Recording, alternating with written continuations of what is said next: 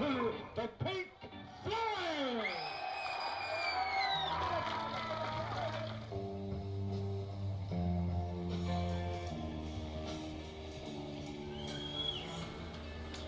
Pink Floyd, the Pink Floyd rockstar, before you all sit down there. Please sit down.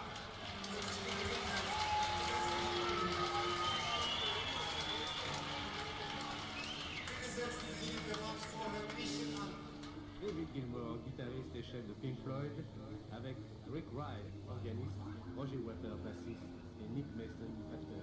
If I can remember what it was that we were going to play next, I'd tell you, but I can't. So, Hello and welcome to the latest edition of the Fingal's Cave podcast. My name is Kyle Viveros. Tonight's episode is the start of an overview of nearly 25 years of live tours and studio output from Roger Waters, beginning with the years 1999 to 2008. Before we get into this pairing of episodes, we have an important message. If you're one of those I love Pink Floyd but can't stand Roger's politics people, you might do well to fuck off to the bar. I'm sorry, I'll read that again. If you're one of those I love Pink Floyd but can't stand Roger's politics people, you might do well to stick around, because we aren't going there. If you're looking for political opinions on a Pink Floyd history podcast, you're in the wrong place. This episode is largely to focus on the music, the memories, and the context behind these tours and the excellent musicians that took part in them. Today I have a grouping of guests, all of whom I will introduce now. First, I'd like to welcome back returning guest Mike McCartney, who was on our episode about David Gilmour's solo career from 1984 to 2024.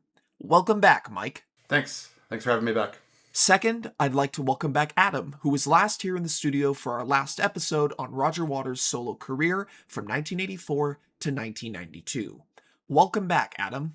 Thanks. Really appreciate being here a third time. Looking forward to the conversation. Lastly, I'd like to welcome back the co-creator of the Fingal's Cave podcast, a man who had to lovingly pull hen's teeth to come back. It's Nils Zehnpfennig. Welcome back, Nils. Hi, it's great to be back, and it will be funny to sit on the other side of the fence and just watching and listening and maybe talking a little bit. Great. Great to have you all here, and since we all know how we each got into Pink Floyd, I think it's about time we start. The year is 1999. Roger Waters returns to touring for the first time in 12 years with no new material aside from Amused to Death. This begins the almost endless Waters touring cycle that will continue for 22 more years. Mike, if you don't mind giving us a rundown of the S.O.F.A, the State of Floydian Affairs, where were we before 1999? Roger plays unquestionably his biggest show as a solo artist on July 21st, 1990, where he performs The Wall live in its entirety for the first time since 1981 with an all-star band. That gig spawns a live album, a video release, and it feels like there's a lot of momentum for Roger to build upon as a solo artist at this time. He's certainly achieved his widest level of exposure as a solo artist. And throughout the late 80s and early 90s, he's also in the studio working on the sessions that would eventually spawn his 1992 solo album, Amused to Death. While this is happening, he plays two small gigs. The first is at the Guitar Greats Festival in Seville, Spain in October of 1991, where he debuts new material. He plays What God Wants 1 for the first time. And the second is in April of 1992 in Los Angeles, where he plays a charity gig with Don Henley, Neil Young, and John Fogerty. No new material is played here, but what has changed in both of these small shows is he's starting to cater to the audience more than he has in the past. All of the song performances are done similar to the album, something he wasn't doing during the 1987 tour, for example. He also includes Comfortably Numb in both shows, something he had never done in previous solo tours. Amused to Death eventually emerges in September of 92. Amused to Death is unquestionably his best solo work. Sorry, Kyle, I know you love pros and cons, but this is just a fact.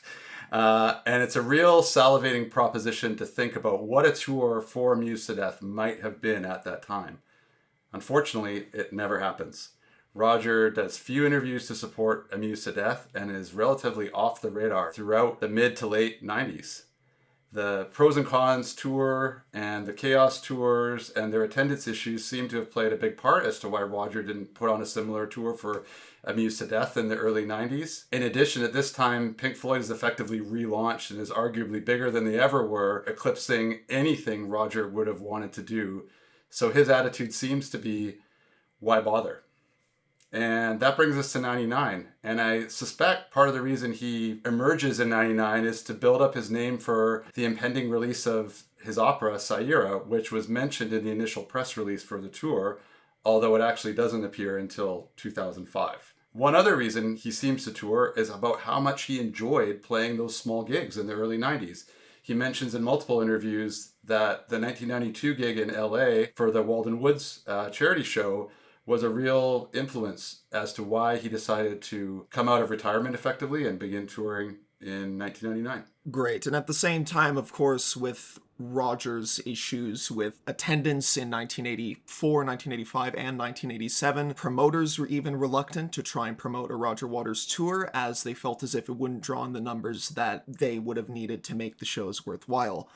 There is something else that happens before 1999. Roger writes the song Lost Boys Calling for the Legend of 1900 soundtrack, and being technically the first piece of new material before then, he never plays it live, unfortunately. I really wish he did, because I think it is a rather nice Roger song. It's not as derivative as some of the stuff he would write in the mid-2000s. Did any of you listen to Lost Boys Calling out of curiosity, or did it slip under the radar? You know, I totally forgot about it. I was thinking a lot about songs like, you know, that I'm sure we'll get to, like, you know, Flickering Flame and Leaving Beirut and To Kill a Child. And I kept thinking about this era as being sort of like the weird Roger solo songs. Like somewhere in here, he does a cover of Knocking on Heaven's Door. You know, there's times where it feels like he had a creative outlet and he didn't really know what to do with it. And I haven't quite reconciled how his studio work during this time reconciles with the live performances that he did. So that's my long way of saying no, I didn't listen to it. I did listen to it. One thing I think that's worth mentioning about Lost Boys Calling is I believe that Enrico Morricone wrote the music to Lost Boys Calling. It's like based off of the motifs used in the movie.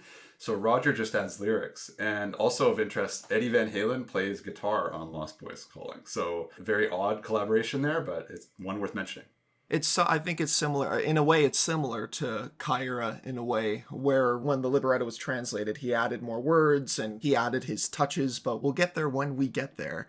So the In the Flesh first tour leg kicks off in 1999 in Milwaukee, and we have Roger Waters, as he, of course, is here, Andy Fairweather Lowe, Snowy White, Doyle Bramhall II, Graham Broad, John Carin, Andy Wallace, P.P. Arnold, and Katie Kassoon. Some of these touring members had played with Roger before, whether it be Snowy White from the In the Flesh tour in 1977 and the Wall tour in 1980 and 1981, or Andy Fairweather Lowe, Graham Broad, and Katie Kassoon, who last played with him in 1987. This also marks the first appearance of John Carin, whose name will come up several times as we go through the remaining years for Waters.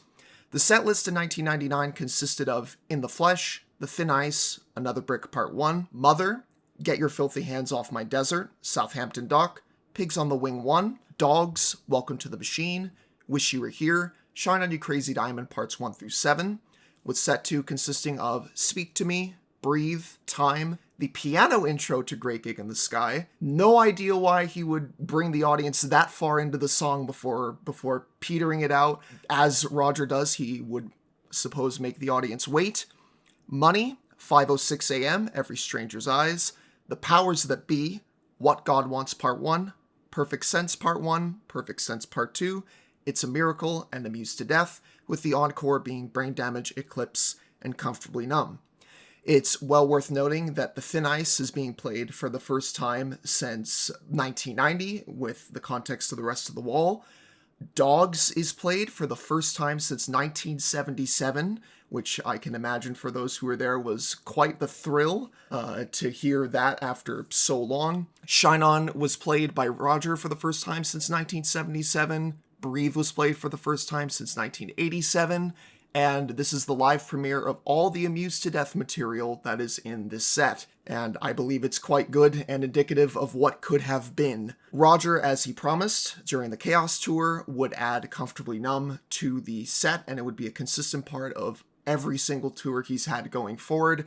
To what significance or detriment, we'll find out. The last thing that happens in 1999 is the song Each Small Candle is premiered at the very last show on the 1999 tour. We begin in Milwaukee, the first show on the In the Flesh tour, and I think it is such a strange show for Roger to play, because after all this time of really making the set filled with his solo material, he is now drifting more towards, let me give the audience a little more of what they want.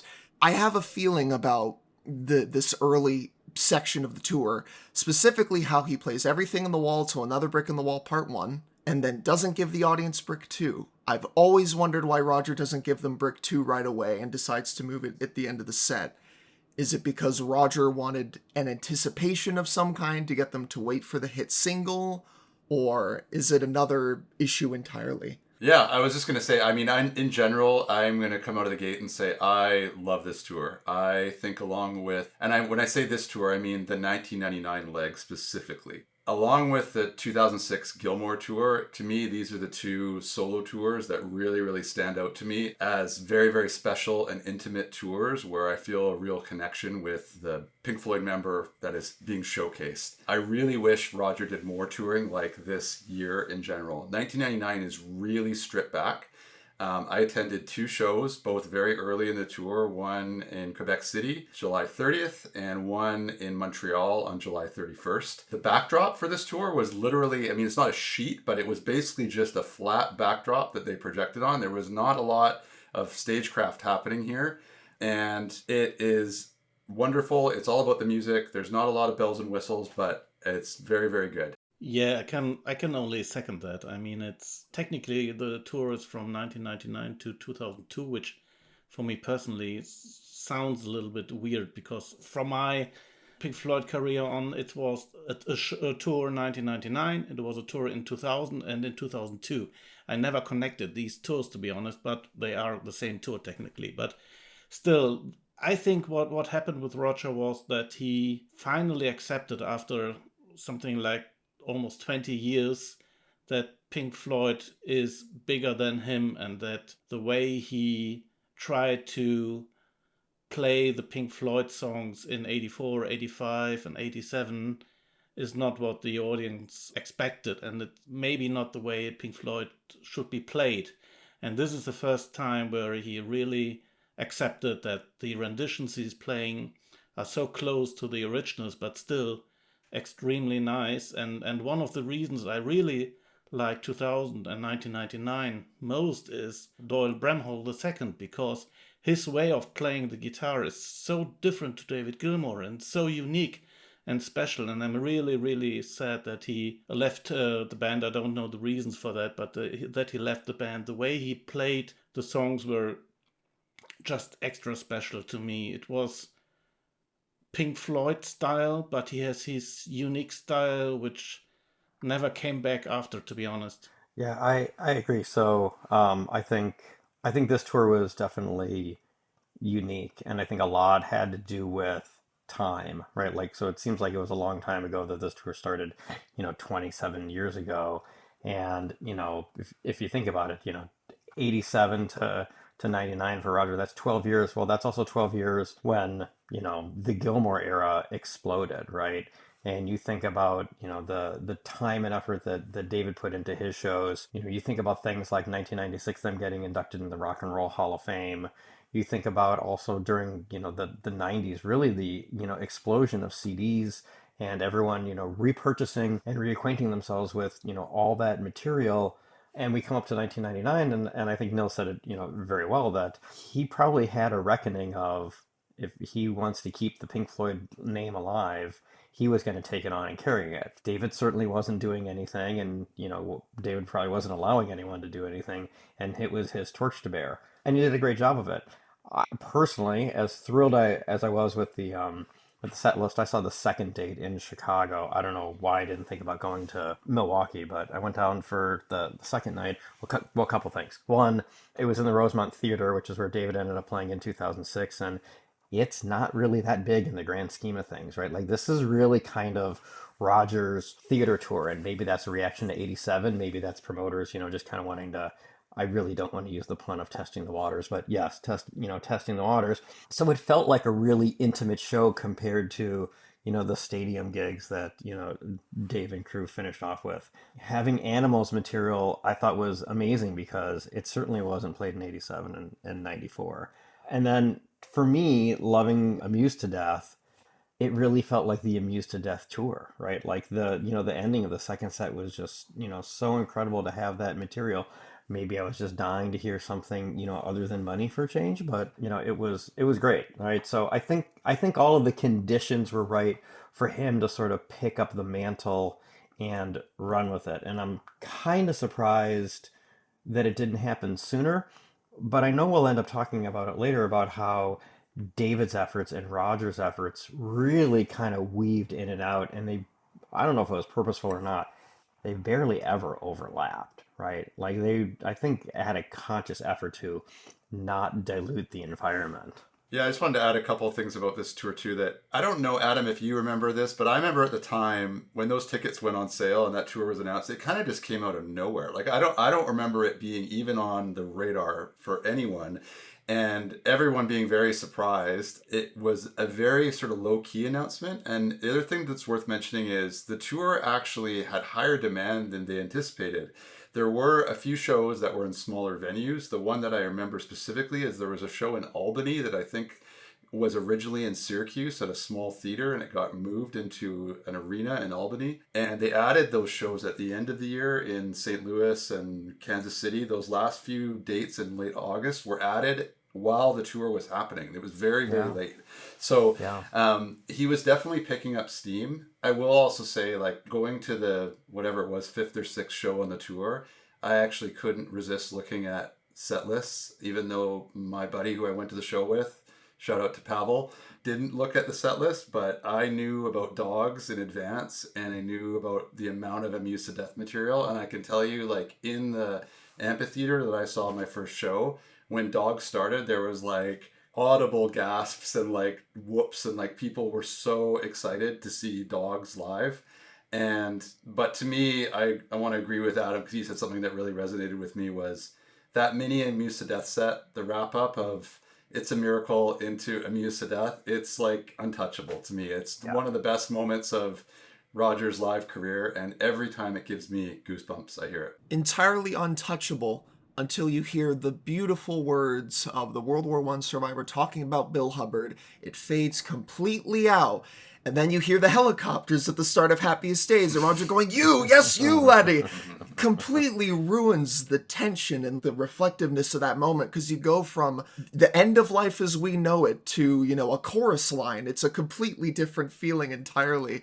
And again, I guess it was the idea of Roger wanting the audience to just wait a little longer for another brick in the wall, wait a little bit longer for the song that you know, and then he plays Brain Damage, Eclipse, and Comfortably Numb. One other thing I wanted to mention, just because I'm going to age myself because I just remember so much about this time. Each Small Candle you mentioned being played in Kansas City in the last tour, the reason that was played was largely because of fans. I don't know if you guys know this, but there was a bunch of people taping soundchecks on this tour. And in fact, there's a bunch of compilations of soundchecks where he's workshopping Each Small Candle, and fans caught wind that there was a new song, and a lot of fans were bringing signs to the shows, especially in the later stages, saying with a candle, or play Each Small Candle, or play the new song. And eventually it got to the point at the end in Kansas City where they played it. And if you listen to that version from 99, it's very, very low key compared to the production they put into it in 2000 when they performed it on the entire tour. But I have to say that, to me personally, Each Small Candle is one of his best post-Pink Floyd creations. I really like that song, and I still love listening to it. It got not very old, to be honest. There are some renditions from 2002 which are really, really great. But I would like to mention another song from the set list, and this is Set the Controls for the Heart of the Sun, which, if I'm not totally wrong, is the first time he played live after Pink Floyd in 1999. Was it before? The first time he plays Set the Controls is in 2000, so actually pretty good segue because I was ready to talk about the live album. And Set the Controls was played in 2000. The last time that Set the Controls was played by Waters was on, I believe, November 11th, 1987. For some reason, as one of the encores for that show, he pulls out Set the Controls, and I don't know why, don't care. It's a perfectly wonderful version. As much as people say that, and for our listeners, if you think about these shows in the context of being removed from Pink Floyd tours of yore by virtue of, this isn't David Gilmour playing it or Nick Mason or Richard Wright, the other touring members, I believe these songs and these arrangements in 1999 to 2002 are incredibly solid. And obviously you could say, well, Bobblegen 1972 is the best Set the Controls they ever played, or Hollywood Bowl is the best Set the Controls. Yes. But in terms of Roger's reinterpretation of the Floyd music, which was hit or miss in 1984 to 1987, and works more now, I quite like what he does to Set the Controls. There is still a sort of psychedelic element with the guitar solo, and the saxophone solo is taken from the 80s tours. It all kind of comes together in a very well-meshed way. Yeah, I think all the old Pink Floyd fans, 60, 67, 68 guys will hate us now, but I can only second that. It's a really nice arrangement, and I really like listening to it. And again, Doyle Bramhall is just great. The guitar is just crazy on the second part, and I really, really like it. 2000 to me is it's an extension of 99, but it's definitely way more polished, I think. Like, they're definitely more rehearsed. They've added Susanna Melvoin, who is Doyle Bramhall's wife, I believe, or girlfriend at the time, as a third backing vocalist. The other thing that's interesting is they start to incorporate sax players in 2000, which they didn't have in 99. Originally, he was running a contest in local newspapers and radio stations, and you could apply an audition to be the sax player on Money on each show of the tour. And then later on in the tour, Mel Collins actually joins the band again, having previously played with them, I think, in Pros and Cons. I hope I'm right about that. And joins them for the last few shows of 2000. This tour is a little bit different, and I wanted to mention a couple of shows that really stand out for me in 2000. The first show is in Tampa, Florida, and it's the only show where they do What God Wants 1 and Bravery of Being Out of Range and Perfect Sense 1, Perfect Sense 2, It's a Miracle, Amused to Death. So it's actually the longest chunk of a show that Roger's ever committed to Amused to Death. So if you ever want to hear a little mini set, that's the one to pick up, because they dropped What God Wants the next night. And then the other one I wanted to mention is in Portland, the night they filmed the concert film, Jim Ladd is actually there and does an intro for the crowd prior to the show to get them hyped up that they're filming. And if you listen to the fan recordings from that show, you can hear Jim Ladd intro the show, which is pretty cool. And then the last one, humble brag, I was at a show on this tour. I went and saw him at the Gorge in Central Washington at the night after the Portland gig.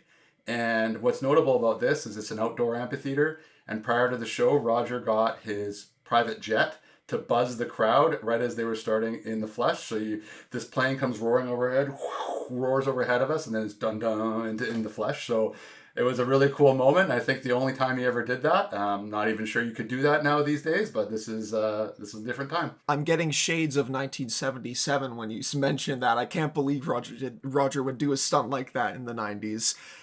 Something else I wanted to mention about What God Wants and all the mini Amused to Death set that's played there. I wish it was on the live album. I don't know about you, but I wish we had that whole Amused to Death mini-set. I understand that they have to have all the other tracks in there, but to have a multi-track recording of What God Wants 1, and on that album with better timings as opposed to some of the 1999 shows or the earlier ones in 1999 where Roger's not quite with the rest of the band because he has to sing all these words, I think it would have been great to have that on the live album. I guess the closest thing we might have is, any soundboards or radio broadcasts from that year. So I was fortunate enough to see two shows on this tour. I went in Minneapolis. I think I actually went by myself and sat on the floor, somewhere in the center, and remember thinking that it was a very, very different show than, the year before in Chicago. And then I went and saw Chicago, I don't know if it was the next night or the night after that. And it certainly started to feel more of a spectacle of a show, right? Definitely seemed like a little bit more polished. I wish I would have paid a little bit more attention to the difference in the band because I think it was significant. I didn't realize until doing some research that Susanna Melvoin was in the band then, and I totally forgot that she was married to Doyle Bramhall. She was Prince's girlfriend in Muse for a long, long time. And so the fact that she was in Minneapolis, and I didn't quite realize that, and probably no one else in the audience probably recognized her. Who knows? Maybe she had friends there. Maybe Prince was there. That would have been cool. If you kind of go back from a historical perspective, it's now 3 Roger Waters shows I've seen in a year, right? Like Mike, it sounds like, you probably had even more. Like, it was kind of crazy after going through, a dearth for a long time to all of a sudden have, that much touring activity. And as I know we're getting to, this is just the beginning, right? This is where I think he really got inspired and started realizing that there was an audience for him and his music. And of course, with 2000, as Mike, you mentioned, in Portland, they record the live video for the album. I wish that Jim Ladd introduction was in the live video. That would have been fantastic. I feel cheated in some way learning about that only now. But the way that this live concert is shot, I deeply appreciate because it seems so professional and well-tuned. And the one thing I noticed, there's not a lot of shots of the audience. There's mainly shots of the band, close-ups of guitar solos, wide shots showing the projection screen they have. There's a lot of focus on the band and the music and not a giant spectacle. It's a fantastic live video and live album. It's very well done. Like, the production's very good. I rewatch it often. It's very, very good. There's things like in Dogs where during the keyboard solo break, everybody goes and plays a game of cards. I remember listening to the live album thinking, what is all that chatter in the background? And, it's just Roger and the boys getting together, shuffling a deck of cards. And the one thing I will note, though, and unfortunately, Adam, I have to burst your bubble because I have to mention these type of things, because live gigs and all these gigs being cataloged through audience recordings and things like that, they're supposed to be sort of secular single events. So when I say the words Roger Waters used vocal playback in 1999, this shouldn't come as a shock to anybody in the room, but might come as a shock to some of our listeners. Portions of Dogs, all of Welcome to the Machine, In the Flesh, those are the only ones I can think offhand that are playback from the very beginning of the tour. And of course, Every Stranger's Eyes is playback, and Every Stranger's Eyes is not just any playback, it's the same playback he's been using since 1984. And you could hear that sort of raspy, Amused to Death voice Roger, and then all of a sudden he's, 15 years younger. It's a miracle of engineering that they made him sound that young. He would actually, I figure out later, he re-recorded that backing track for Every Stranger's Eyes sometime between 2000 and 2002, which gives the vocal a little bit of a refresh, but of course, Roger's never really sung that song live. Yeah, I mean, I've got issues with the whole concept of, doing playback. Singers can either, keep it up. Some get better with age. I just saw Springsteen. He still performs really well. I was shocked when I saw Peter Gabriel, I guess it was about 2 years ago, how his voice has kind of recovered from 90s and early 2000s. His voice is just as strong now as it was Lamb Lies Down on Broadway, so that's impressive. I think Roger actually probably keeps up his voice pretty well. Why he chooses to do playback on some songs and not others, there's probably a thesis there. Also, we know he doesn't play bass all the time, right? Sometimes there's multiple people playing bass on stage. Sometimes he just plays a little bit. I wish he'd be honest and just play bass when he needs to. And don't let me forget to talk about that when we talk about Desert Trip. Yeah, because I think the interesting thing with Waters is he does use vocal playback as far back as this and even further back, but there are these little pockets of moments where you get these little shows, and I know we'll talk about this a bit later, where he's clearly not using playback and he is playing, and it's wonderful. And you're like, dude, what are you doing? Why can't you do this? It's almost out of laziness or just maybe not just wanting to put in the effort. He's capable of singing and playing at a high level still. So here's where I think things start to change, right? Here's where I think things probably start to change for his, I would say, the rest of his career up to now. if we sort of figured out that, like, 99 up to this time, he sort of figured out that he needed to pick up the mantle and run with it. And then starting with all these benefit and charity shows that he starts doing in 2002, he starts doing what I think is like the weird Roger Waters thing, right? Like, it seems like he can't figure out if he wants to do gigantic spectacles, or every now and then there's these clumps of he does these very intimate shows, or he's a guest and he does 3 or 4 shows, and they're simply amazing, right? And not all of the I know, Kyle, you want to talk about, but like, not all the stuff that he does in 2002 is fantastic, but the fact that he does it is 100% out of character at that time. I think there's a clear reason for that. When he left Pink Floyd, he thought Pink Floyd would be dead and he would be big enough, touring as Roger Waters, doing Roger Waters music, Roger Waters stuff. And then playing Pink Floyd songs after 1999, 2000, 2002, he realized that Pink Floyd is the big part of his career, not his solo stuff. So he changed his mind, and he did not think, Roger Waters is big enough, but he thought, I'm Pink Floyd. And that's the moment when that changed. I'm Pink Floyd is me, it's the same, so we can have big shows again. But I think that's a great genesis for where the rest of the tours, most notably coming after this, is like the Dark Side of the Moon tour and the Wall tour. I think that totally makes sense. I still don't understand, and it happens more in the teens than in the aughts, why he does so many little teeny tiny shows. I wonder if it's just a break from touring. Maybe in between gigantic world tours where he has to, be there for 200-something shows or whatever have you, these huge tours, doing a little more intimate something to ground himself. Obviously, we can postulate all we want about what Roger Waters is thinking. Actually, it might be quite fun to do that as we go on later, because Roger does make some interesting decisions as we get into the teens. The one thing that I want to note, we talk about Roger's solo material slowly being dropped. By 2000, the powers that be is already gone from the set list, and would be the last time he would play anything from Radio KAOS until 2022, which Hooray. is... Hooray, says Nils. hooray say of all of you, I fear, but I think the version of Powers That Be that's in that set in 1999, 2000, just 1999, isn't that bad. I think it's an interesting version, although a buddy of mine who loves the 80s production of it says they took the 80s out of it. Why did they take the 80s out of it? That must have been part of the point. Another thing about the live video specifically, and Mike, you mentioned the strip back production, the very simple single sheet screen, it's not full motion video. And I wonder if that was a budgetary thing, or if that was that the technology wasn't there yet to do a video screen like you would do in 2006.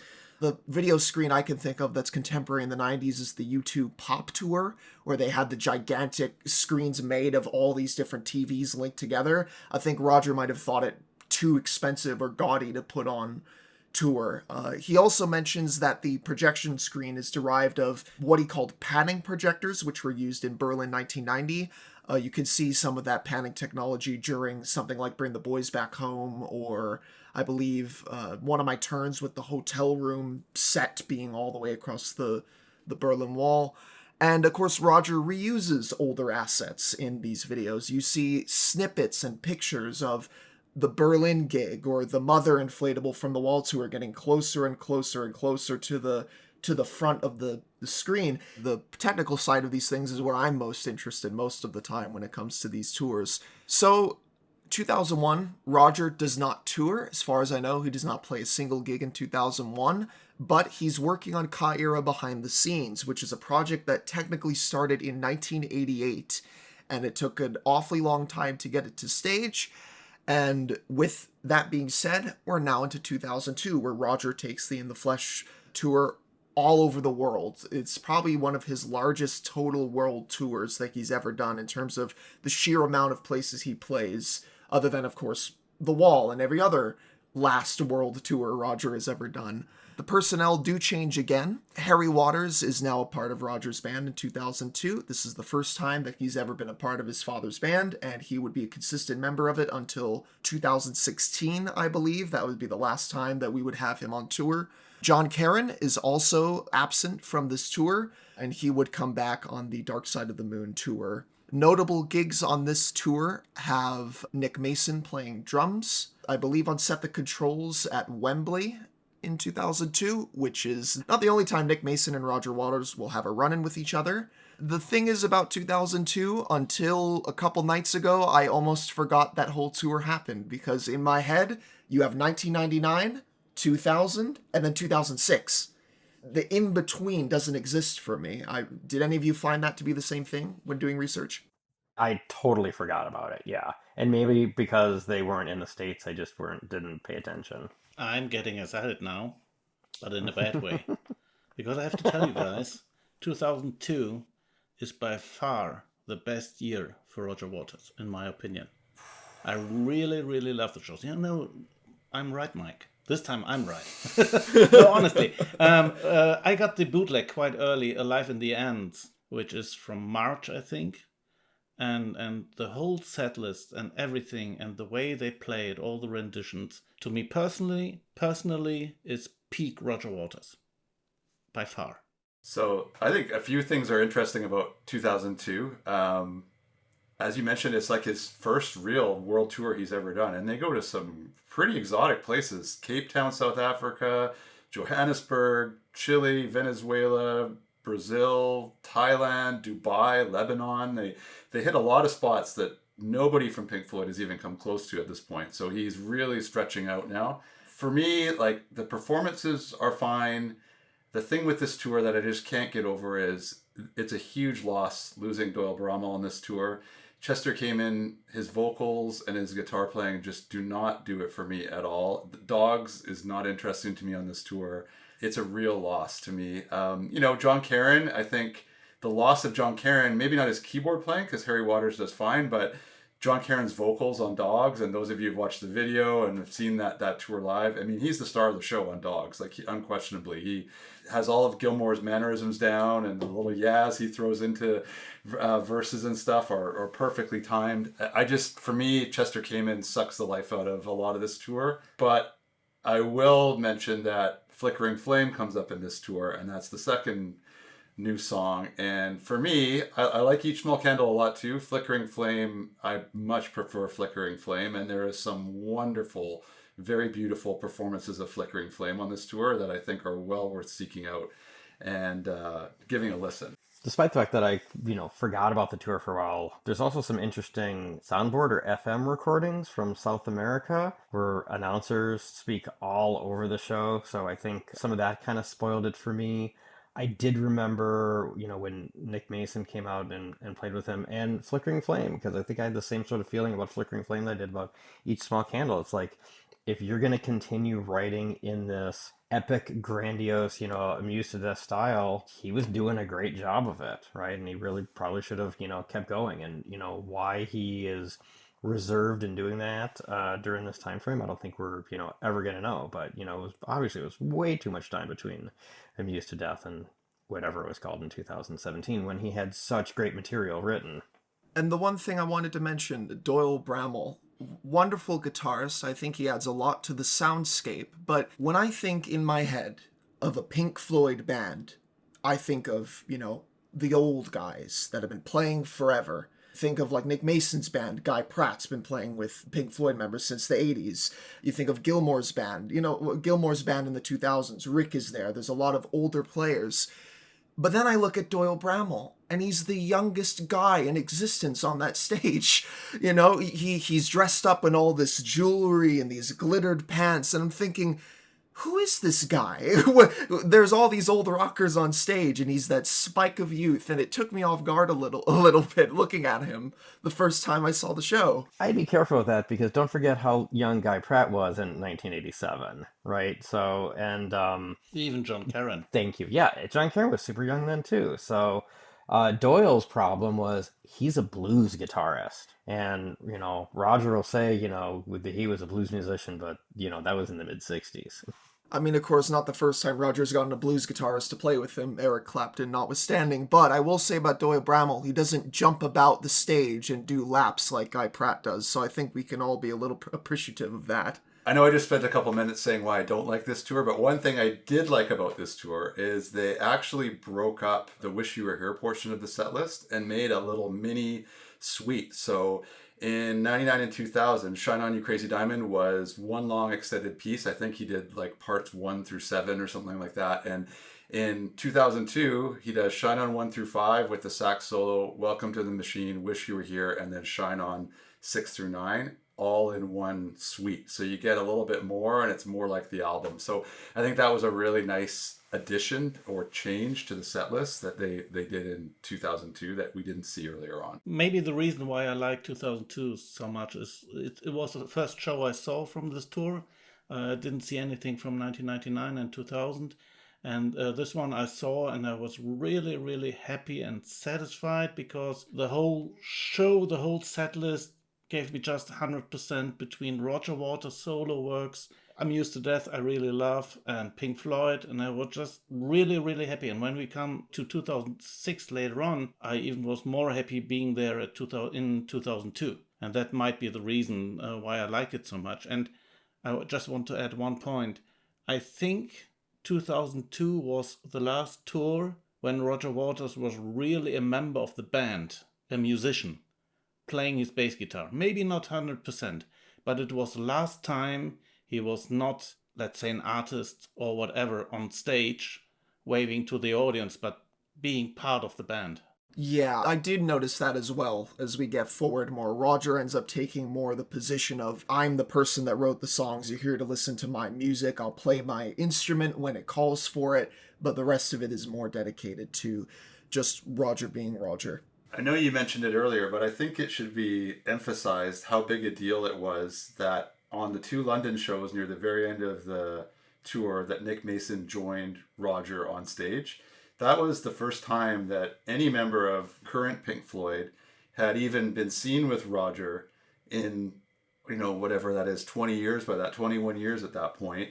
And I know we said Roger was low-key in 2001, but one thing we do know that happened in 2001 was Roger and Nick happened to run into each other in the Caribbean, and that's how that friendship got mended. Was Nick Mason came up behind him on a beach, I think they were on Mystique or something like that, and grabbed his shoulders, and they acted like nothing, like water was under the bridge, and next thing you know, Nick's playing with them for 2 shows in London. And so that was a big deal. I remember at the time, like when tapes were circulating of those 2 shows, it was like everybody wanted to get those because it was like, holy crap, Nick Mason's playing on Set the Controls, that is crazy. So I also would like to talk a little bit about Graham Broad because he's a very special drummer and he's, in my opinion, the opposite to Nick Mason, because Nick Mason was always a little bit late. And all the Pink Floyd songs in 75, 74, 75, 77 playing live was all a little bit slow. And Graham Broad is much different. He's always ahead, always pushing. And to be honest, I like the way the Pink Floyd songs were played at that time because they had that little touch and they were a little bit sped up, so to speak. At least until 2006, I think Graham Broad was really an important part of the great renditions they did. You can hear that, I think, in the Shine On arrangement that's in the live album. When they get into the latter half of Shine On, it sounds like Sheep. It sounds like a jam portion of Sheep. And the way that Roger reinvents the music of Pink Floyd is so crucial in this early period because it indicates that he knew how to do it. He knew how to re-engineer these older numbers to make them sound fresh, to make them sound new and not just one-to-one copies of the studio cut, which unfortunately I believe as we get into the teens, he starts to succumb to that a little too much. In 2002, it's worthy to note, the Flickering Flame CD comes out, which has a strange order of Roger Waters tunes in it. But the most interesting things, of course, are the inclusion of Each Small Candle, which is still from the live album and not a studio recording. But to my ears, it sounds very different. It's a very different mix than that recording in the live album. There seems to be more presence and it doesn't sound as dry. It's like they added a little bit of, reverb or extra echo or something in there. I'm not a music producer, but I can hear things with my ears. So that's as much as I can tell you. And As we wrap up the In the Flesh tour, what shows would you guys recommend from each? For me personally, Copenhagen 2002, and then the live album in 2000. I mean, it's a smattering of dates. I don't have the gumption to find out what dates they are, but Milwaukee 1999, I think, stands out to me as a really good gig on that tour, mostly because there's a trepidation about the way that Roger plays all this stuff. There's a slight issue at the beginning of In the Flesh where the timing of his voice is off with the rest of the band. But as they get into it, it's a really solid, wonderful show. And by the end of it, Roger, for I believe one of the only times he ever has, during Brain Damage, he says, "I can't think of anything to say." And I think that was a reaction to the outpour of, enthusiasm from the audience. You can hear them chanting the lyrics to Dogs. When John Carin starts singing, you hear the whole crowd sing, "You gotta be crazy." And it's that communal moment that I think, as a concert goer and as a Pink Floyd fan, when us fans are together in community at a concert or listening to these live gigs, that's where we're at our best in a way as fans. We're not busy nitpicking every small little thing that the Floyd management does, which is, an unfortunate, common, but very valid trend. I love that Milwaukee gig as well. I listened to it a couple days ago, end to end. There's mistakes, but that's what gives it its charm. Like, I remember Perfect Sense. P.P. Arnold has trouble keeping up with the pace of the song. Like, she's almost, because she's never performed it before. This is the first time they've ever done it. I love that show from 99. I think it's fantastic. I want to shout out a couple of one-offs that happened at the end of the year too that are worth mentioning, and I think Adam alluded to them earlier. Roger plays 2 shows at the Royal Festival Hall as part of a Jeff Beck career retrospective in September. And him and his band and Jeff Beck do What God Wants 1 again, back after being excised, and What God Wants Part 3 for the only time. And so if you're an Amused to Death fan, you have to have those ones, because that's the only time you're ever hearing Roger do What God Wants 3. And then I also want to mention he did a charity show in October for the Country Alliance, and I believe it's called Whip Crake at the Royal Albert Hall. And it has a performance of Flickering Flame on it that is my favorite performance of Flickering Flame, I believe. And it's very nice. There's an orchestra, because he's got an orchestra there to do the Sa-Ira overture, and he adds it to Flickering Flame. I would highly recommend seeking that out as well. Yeah, my opinion is not going to be too different. Like, to prep for this, I listened to Milwaukee, I listened to the live album, I listened to a couple of the weird shows because I like listening to the weird shows. I didn't listen to Kansas City with Each Small Candle. Now I feel like I need to go back and at least listen to that. And I can't remember the whole set list, but I don't know if Flickering Flame was on all of those shows. But I remember the song kind of came out towards the end of the tour, so that's probably worth a listen. But these shows individually don't seem to vary very much. So I think that's where, I just kind of said, the live album's good enough for me at this point. But Milwaukee, definitely worth it. Yeah, and for 2002, the lost leg of the tour, I can really say that almost all German gigs are really great. Erfurt, Cologne, Stuttgart, Berlin, they're all great. So now that we've gone through Roger's return to the live touring stage, 2004 and 2005 is an intermittent period between Roger's big tours. To Kill a Child and Leaving Beirut comes out in 2004. And the first time I ever listened to these, hadn't listened to them before, my instinct when putting on To Kill a Child, welcome back, Radio Chaos. Roger's writing a Powers That Be ballad in 2004. And it's great. This sounds like it would fit right in perfectly in that sort of, again, like Adam, you mentioned, it's that weird Roger Waters period where he's doing weird Roger Waters stuff. And I think it fits in really well into that period. And Leaving Beirut, I listened to, welcome back, Pros and Cons of Hitchhiking. It literally is the story of him hitchhiking in Beirut, which I hadn't even realized could have been a partial inspiration for Pros and Cons. And I think both pieces are very moving. I think they're, just like Each Small Candle, just like Flickering Flame, in their own way, I believe they're very moving. Yeah, I mean, I was really excited when it came out just because there was something new, and for whatever reason, Lost Boys Calling didn't really call out to me. I thought it was super bizarre that it was just two songs. I thought it was bizarre that it was only really released in CD in Japan. I'm sure I overpaid for it, and it's probably worth the investment now. But yeah, they're both great songs, and Leaving Beirut being so epic, I never expected him to play that, later on. So that was quite a surprise in the subsequent tour. But yeah, what a great find. And like you're saying, why? Like what, why does he choose to do something like this in such a weird way? And more importantly, he's got now at least 5 songs that we've mentioned. He clearly has an album that he could put together here. One thing that we didn't mention is that 99-2000 band did go into the studio. I've seen that confirmed before by John Carin. And I don't know what they recorded, but they did go into the studio. And it sort of leaves this question mark similar to the sessions that happened in 1988 after the 1987 KAOS tour. There was a recording session that happened at that time to do a KAOS II album that's never really surfaced, and presumably there's some Amused to Death-ish material there as well. It's another one of those mysteries. This recording session in 2000, 2001 supposedly happened. We don't know what they recorded. I don't believe that KAOS II session ever happened. I'm convinced of it. That was just fodder for Rolling Stone. I have credence it might have actually. There was a series of documents that sold at auction last year from Bonhams that has that in the description there's outlines of The Bravery of Being Out of Range, the title track to Amused to Death, and 3 Wishes, I believe. And these are manuscripts connected to Radio Chaos. So I wonder if that's... I mean, obviously we don't have any confirmed dates. Roger, of course, does say in one of the 87 shows, some of the stuff we'll be playing tonight will be on KAOS II. That doesn't happen, but there is some provenance to suggest that recordings did happen in 1987 or 1988. And of course, in 2005, we have Caira, and this, or Saira, I believe I've been pronouncing it wrong this entire time. I don't speak French.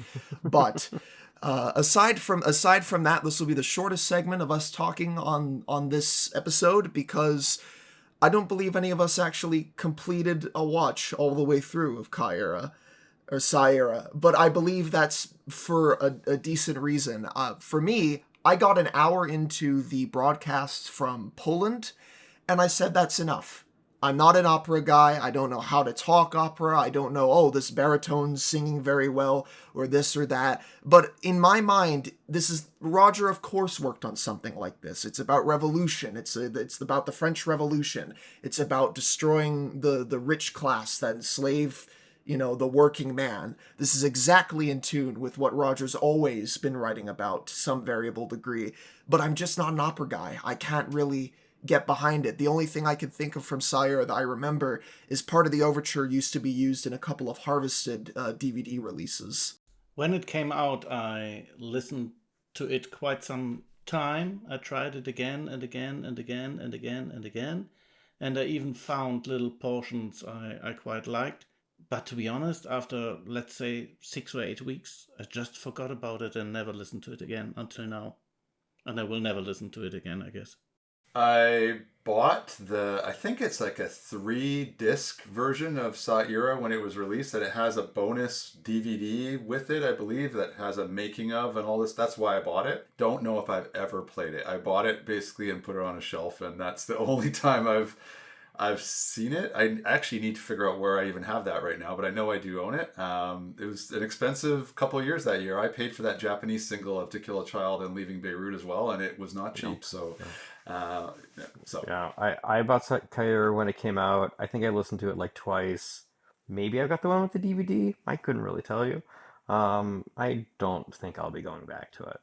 Right, and another thing to mention as we go into the Dark Side of the Moon tour in 2006, 1999 to 2002 is about the last time we get really good audience video from these gigs until about the mid-teens, because instead of filming on mini DV or filming on VHS, people start filming on digital cameras, and for the most part, those videos look and sound terrible because of the limitations of the early digital era. That isn't to say that there aren't standout sounding gigs or looking gigs from the audience perspective. It's just a lot less than it was from 99 to 2002. So, Dark Side of the Moon tour begins in 2006. It begins the two-tour trend of Roger playing a full album instead of a bunch of Floyd songs. Almost all of his solo material completely disappears, except for the surprise of Leaving Beirut, as well as the return of Perfect Sense Parts 1 and 2. For the band, we have Roger Waters, of course, he's always there, Snowy White, Dave Kilminster, which I believe this is the first tour that Dave Kilminster plays on, Andy Fairweather Lowe, John Carin, Harry Waters, Carol Kenyon, Katie Kassoon, P.P. Arnold, Ian Ritchie, who was the producer on Radio Chaos and the saxophone player on that album, I believe, and Graham Broad also returns. The set is full of a lot of the same Pink Floyd material as the prior tour, starting with In the Flesh, Mother, Set the Controls, Shine On You Crazy Diamond parts 2 through 5, a strange abridged version of that, the premiere of Have a Cigar being played for the first time since 1987, Wish You Were Here, Southampton Dock, and the live premiere of the Fletcher Memorial Home, a song he has never played since. Perfect Sense 1 and 2 is played, and of course Leaving Beirut, and Sheep is played for the first time by any Pink Floyd member since 1977. And I think it's a good version, but there are better ones as we go forward in the years. And of course, set 2, well, you must be kidding, he played Dark Side of the Moon, that's why it's called the Dark Side of the Moon Tour. And in the encore, he plays Happiest Days, Brick 2, and then Vera, Bring the Boys Back Home, and Comfortably Numb as a sort of suite, basically playing most of side 3 of The Wall. Another note is that only in really early shows in 2006 would Roger play The Gunner's Dream, and it is a shockingly beautiful version of that song. I wish there was more performances of it because Roger would reimagine the song again with the lockdown sessions, but this is about the last time he plays it close to the original. Not quite, but almost there. So I think as well, Bring the Boys Back Home is a beautiful rendition. I think the arrangement is partially derived from the 1991 in Berlin, which then is a descendant of the 1982 Wall movie arrangement. Now I would like to talk with the people who actually were there on this tour and remember this, because for me, I'm coming to the 2006 tour as of 48 hours ago, and I think it is very good, and the arrangements sound very fresh, they sound very energetic, but what was it like for those who were there? Nils, you first. Okay, after you praising it, I don't want to kill the joy, but I saw it live in Berlin, and after the great tour from 99 to 2002, in my personal opinion, is more the low point of Roger Waters, because the whole tour sounds a little bit like a cover band. If you listen to the bootlegs or recordings, they all sound the same. And I saw him in Berlin at the Waldbühne, and I was totally underwhelmed, and everybody was. They were just standing around waiting for the Dark Side of the Moon, and even then, Sheep was very special, and I almost cried because Sheep is just a wonderful song. But I think, in my personal opinion, and we can discuss that now, I think Dave Kilminster is the one who killed it from now on, because he's a great guitarist, but his aim was to play as close as David Gilmour as possible, and it was just too perfect. And if I just deleted, I think, something like 25 bootlegs or recordings. So I have 3 left because you don't need any more, in my opinion. No, so I got to go to 2 shows across 2 years. I went in Chicago again, and it was outside, and it was in the fall, and it was freezing, but I think I was in like the first or second row, and that part was great. The set list kind of felt meh until you get up to like Perfect Sense and Leaving Beirut and Sheep, and like I was super excited to see Sheep in the same way I was excited to see Dogs. The Dark Side, I kind of struggled with that a little bit. You know, one of the things that I didn't like was the way they did On the Run, and I don't know if that's because it sort of felt like it was reimagined by Harry. It sort of felt like it was like a Harry thing, But like if you listen to enough recordings, they all sound the same. Like there's not, that's not a song that's improv anyway, but he certainly had something he was trying to get across in there. And I just remember that there was some special effects that almost sounded like like a train or a subway passing by that were way too loud and kind of jarring. And still to this day, I don't really enjoy. And I couldn't tell you anything about anything else, right? Like I'm sure I was excited about Vera and Bring the Boys Back Home, but not the most exciting Pink Floyd songs. And you're right, Dave Kilminster is a showman. He's got this hair that he likes to flip around. I don't know if it's actually true or not, but at the time I had heard like he was doing like how to sound like David Gilmour, guitar instruction. And from that perspective, yeah, I mean, he's got his own certain flash, but it's not interesting. Andy Fairweather is a much better, but also a very, very different type of guitarist. And so I'm happy when he does stuff. But yeah, it was, I don't know if I have the same nadar about it that Nils does, but it was all right. Same thing then, next summer, saw them here in St. Paul, one of the center. I remember that, one of the first couple rows, and it was grossly hot there. And it was the same thing. I was like, this is an interesting show, but it felt almost identical to what we had seen in Chicago. So I saw this tour twice. Once in October of 06 in Seattle, which I think was the last show of the 06 leg. And then I saw them in June of 07 in Vancouver. I think this tour is a weird one. Like, it's coming off of the reunion at Live 8. And I think that's important because coming out of that reunion, Roger, you could tell, was really hoping to capitalize on doing more of those shows. And Gilmour was the reluctant one. And once Roger knew that wasn't going to happen, I really think that he was playing to the room. He's like, well, if I can't take Pink Floyd out on the road, I'm going to tour Dark Side of the Moon, and I'm going to hire this band that can mimic Pink Floyd as accurately as possible. I share every feeling you guys said about Dave Kilminster. I think he's very talented, but he is a Gilmour mimic, and he was hired to be a Gilmour mimic. That's exactly what Roger was going for. And this tour, what do I remember about it? First off, the screen, the stage was much improved. It was this huge LED screen, if I remember correctly. The one memory I have in my mind is during Set the Controls, this flame goes across the back of the screen, and it was really, when you saw it live, you're like, wow, that's a big screen. Like, this is the first time I'd seen a screen that big at a show before. Dark Side of the Moon across the big screen too? Yeah. And I also remember during Any Color You Like, they had a whole bunch of hypnosis, like heartbeats and records spinning, and it was really, really affecting, right? But again, could I tell you one great show from this tour over another? They're all kind of the same.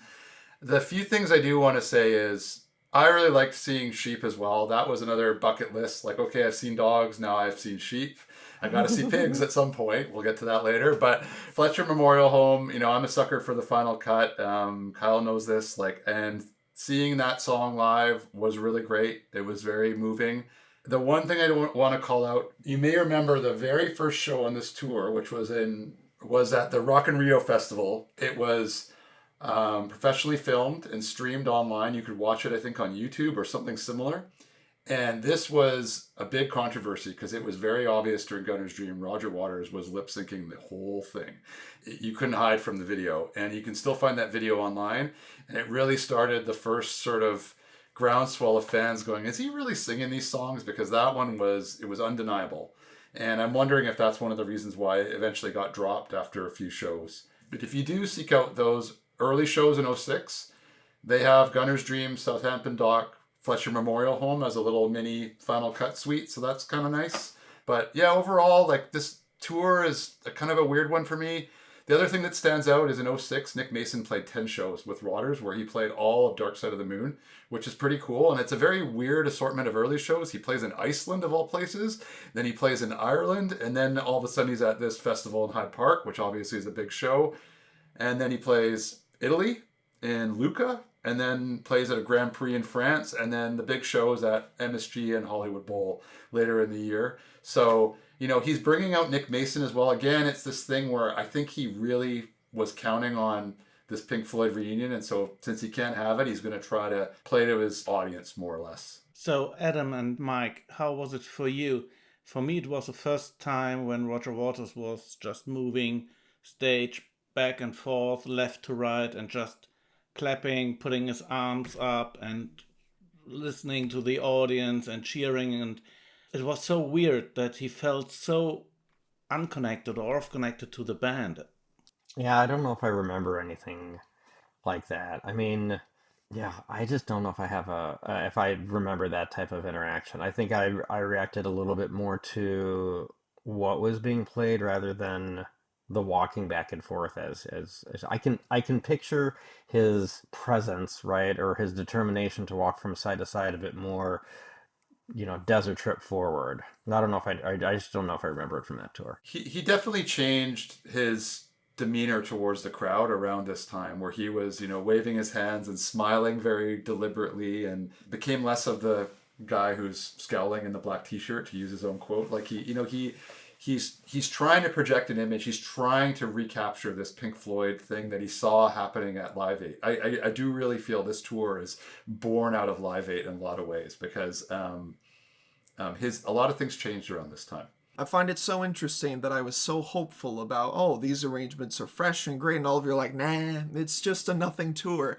And again, I think that has to do with the isolation sort of idea that these shows are secular sort of things. I was alive, but I wasn't old enough or cognizant enough to have ever been to a Pink Floyd concert before the year 2019. But I will say the visuals on the Dark Side set, and throughout that whole throughout that whole Dark Side of the Moon tour, it's a great mix of old and new. It's a great mix of the things that people recognize versus entirely new material. Again, like you said, Mike, Any Color You Like is just, even on a very compressed fan multicam edit that I watched, I could see what they were going for, and this is what I'm into this. I'm into anything Roger's doing at this stage with his visuals creatively. And Adam, you mentioned the loud subway train in the middle of On the Run. That shows up again in the Dark Side of the Moon Redux, and it is just as jarring there as it is on that tour. I always feel like On the Run, if you're going to play it, the big moment of loud noise is at the end. Right, exactly. There's no other time where you do that. I will say too, just like the flames during Set the Controls on the big screen, the smoke cannons going off during Bring the Boys Back Home, that's a really effective visual and effective sound. I think it adds a lot to that song in particular. About On the Run, whoever had listened to the episode with Harry Waters, I asked him about it because I read the rumors that he actually played some of the machines live. What was it called? VCS5? VCS3, sorry. And he confirmed that he tried and it was all really switched on, but I don't believe it, to be honest. I don't believe it. I think you're right, Kyle, and maybe we are a little bit right. If you just take one show, it's a nice setup. There are nice renditions. Set the Controls for the Heart of the Sun is nice. Dark Side of the Moon is okay. But the main problem for me for this tour is that it's actually the same from the first to the last show. And this is the first time, if I remember correctly, the first time when we talk about Roger Waters, where the shows do not really differ a lot. And that happened in 99, in 2000, even 2002. And after that, the machinery started again, the Roger Waters machinery, and then it's theatrical and not musical anymore. Yeah, I mean, this tour is 3 years, just like the last one. And I couldn't tell you, if you played one show from 2002, I could tell you it was from 2002. If you played an 08 Dark Side show and an 06 Dark Side show, I couldn't tell you the difference. So yeah, I agree. I do want to mention that weird 2008 leg of this tour as well, because it kind of is what spawned out of nowhere. Like, they wrapped up in 07, and then all of a sudden, about a year later, there's like 10 shows in 2008, and his band actually changes, and they lose Andy Fairweather Lowe for the first time since 1985. Katie Kassoon's gone. She's been with them since 1984. And they do these 10 shows, and I think it's because he was playing Coachella, and so he decided to do a bunch of shows just around that. But it's weird to think of Coachella now in 2026 and think that 18 years ago Roger Waters was a headliner for Coachella. That seems very bizarre. And playing Leaving Beirut and all these things like that, like, it just doesn't make a lot of sense to me. But yeah, that '08 leg is always strange to me. I don't really understand why he did that. Yeah, and I was really excited about it, and then I listened to the first recordings, and again it was exactly the same. I couldn't spot any major differences. Yeah, I think it's hard for bands to do like one show. I mean, even if you think about like bands that do Coachella now, or certainly like around Desert Trip, as we'll get to, it's just too expensive to do one show. So if they can fill stuff in, and I bet that was probably why he ended up doing like a little mini tour, is to try to defray some of the costs of doing it. One thing I looked up real quick on the notes. The end of David's On an Island tour and the beginning of this tour were very, very close to one another. And John Carin's in both of them. And I'm sure there's a lot of people that have very, very strong opinions about John Carin. I'm not going to comment on things that he's claimed to be true because you'll just never know. I'll leave it at that. But he's an amazing musician, right? And I think he brings a lot to... Obviously, he brought a lot to the 87 and 94 tours. I thought he brought a lot to the On an Island tour, but he brings the most to the Roger Waters tours, right? Like, he does amazing guitar stuff. He does great keyboard stuff.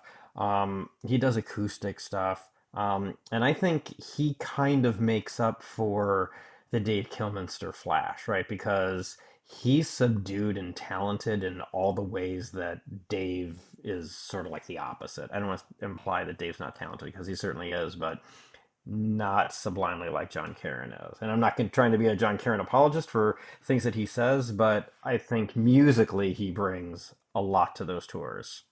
Yeah, I fully agree. And lastly, the last thing that happens between 2006 and 2008 is Hello, I Love You, which is a song that Roger wrote for the last Mimsy.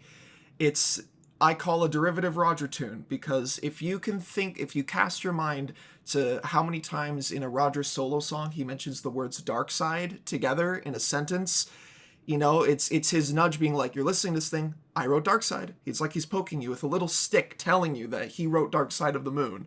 And I think that's really as much as you could say about it. I find it's a derivative Roger tune. It was pressed on vinyl, I suppose. It goes for a decent bit of money now. You won't see it on my shelf, that's for sure. I think I bought the single because there wasn't one on CD. I couldn't tell you where it is, though. I should try to find it. Yeah, I bought it as well. I think it had an instrumental mix on it, and that's one of the reasons why I bought it as well, because I like weird things like that. But yeah, not a fan of that song. And I haven't seen the movie either. I guess there is a CD of it, and it looks like I own it, so I'm sure it's somewhere in the house. So now, just a quick pause. We're about to enter the wall in the teens. Does anybody need a drink? Does anybody need to do anything else really quick? Are we good to gung-ho forward?